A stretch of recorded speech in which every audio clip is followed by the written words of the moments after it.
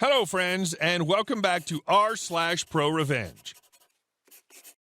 Our first story about an accident on the road after which our OP came out as a winner.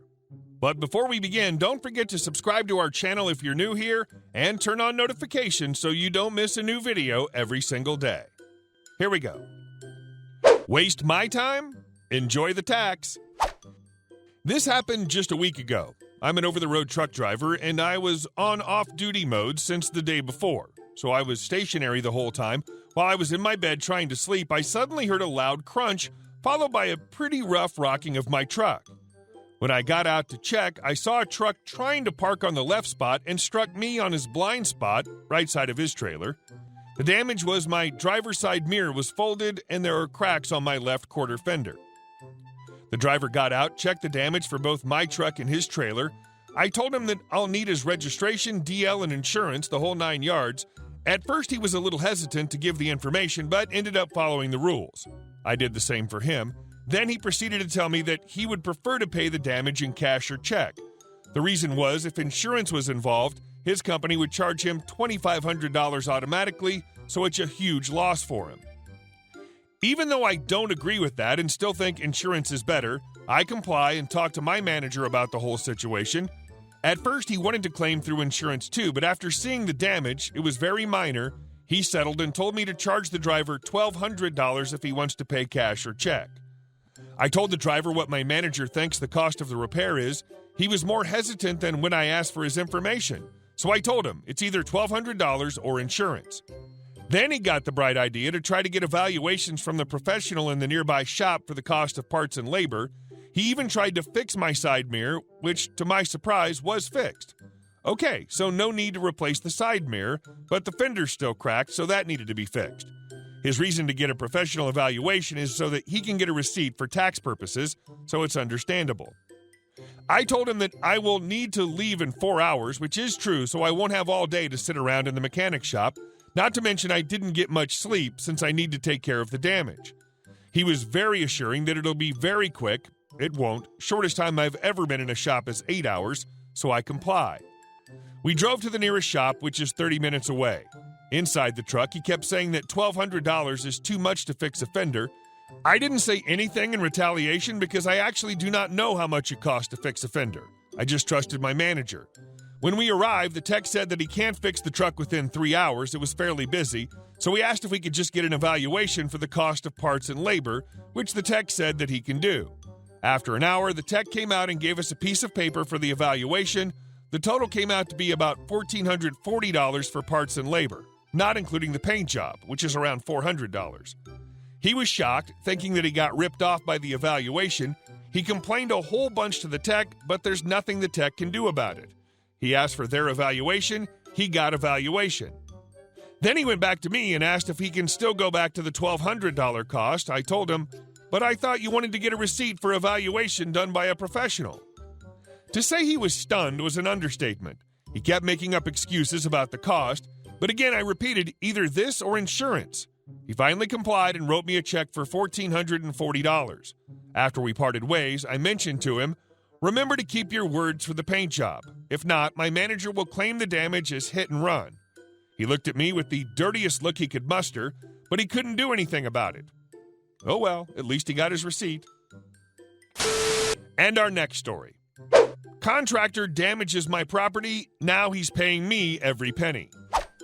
So the story begins with me needing to hire a contractor to repair damage to a pole barn that I was constructing on our property. The structure was partially done when a storm hit, and the structure had substantial damage.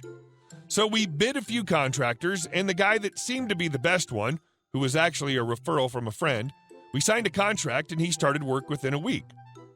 We had also signed with him to complete the structure after the insurance portion was completed because his crew could do this much more efficiently and a better job than we could do ourselves, which is what we were originally doing.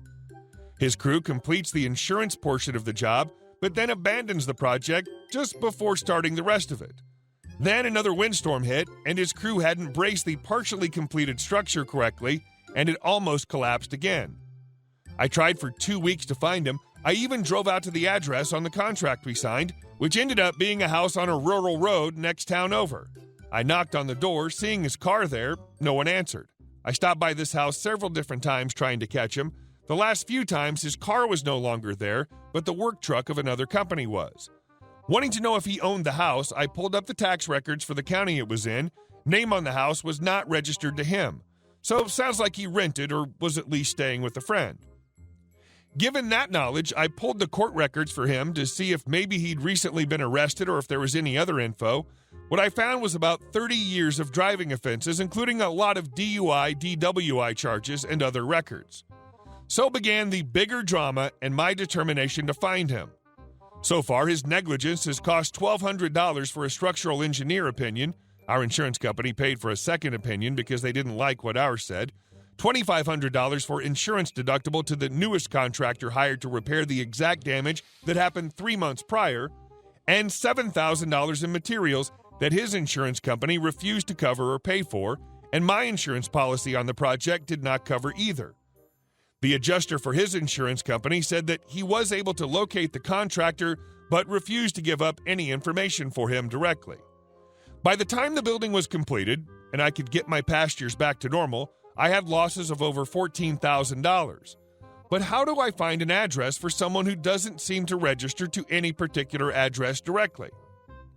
Time was still on my side, as this was still early-mid last year, so I kept watch on social media for anything with his name, which was a very unique one. Then one day this past fall, after Google searching the name again, there it was, his Facebook page. I could see everything he wrote about, including his recent commitment to stay sober earlier in 2017, just after he abandoned my project, and his employer's name. He had posted a pic of him on a job site, and someone asked where he worked now. He named the place, so a quick Google search, and voila, got an address to serve him court papers to, but I still needed a home address to enforce the judgment once I won the case. So what did I do? Seeing that he was listed as single in his page, I used a fake Facebook profile. Now, it would serve another purpose, getting this guy to give me all the information I needed, playing on his being middle-aged and single. I create my alter ego, found a website of a cute blonde lady in her 40s, so as to not be too young for him since he was around mid-40s himself, and just yanked pics. Holy crap, did this work? And it worked so well. I used some information I found on his page to strike up a conversation about stuff stolen out of his truck in the alley behind his house, big clue, and it was reported to the city police department. He named the city, so another big clue. So using this information and telling him I had grown up in the same area, I got him to give me a general area where he lived. Keeping the conversation cool like, is the pizza joint still there? They've been around forever, etc., so he wouldn't get suspicious. Thank goodness for Google Maps giving me a better idea of the area so I could talk about it like I did in fact grow up there. I was able to narrow down the area he talked about, and using that info, I pulled the police report records from that city. There were 3 reports done within the same area on the same day he reported. So, using that information, I pulled the county tax records to see who owned the houses. I found 3 houses within that area that could possibly be rentals since the owner's name and taxpayer billing address did not match. This could be a long shot to find the person, but I didn't have anything to lose by searching. Just as I was about to call the hometown to see if anyone by the name of the contractor rented from them, he posted some info on his page that made the calls completely unnecessary. He posted the name of his roommate in a status update, who I then checked out the profile of. The profile lists the roommate's landscaping business, a quick Google search of that business name, and bingo.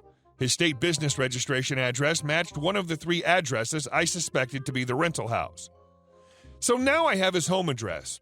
He'd already been served at his employer's address for the court date. Fast forward to the court date, he didn't show up, which I suspected he wouldn't, so I got a default judgment.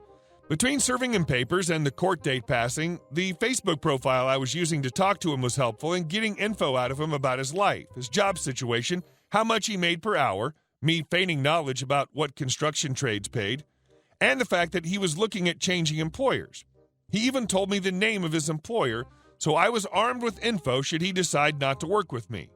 He played right into my hands. Once I got the official judgment from the small claims court win, I decided to contact him myself on Facebook using Messenger. I sat down and wrote out a whole paragraph to him, first typing it on Word so that I could print it out and edit it, and have my husband read it as well. I wrote that while I was angry at him. I was going to give him one chance to work a deal with me rather than use our State Department of Revenue to play collection officer for me. I hate dealing with our State Department of Revenue. They make the IRS look like Sunday school teachers. But if it came down to that, I would. And they would start garnishing his wages. And here they take 25% of each paycheck after taxes and have the person's employer do it for them, then send it to me.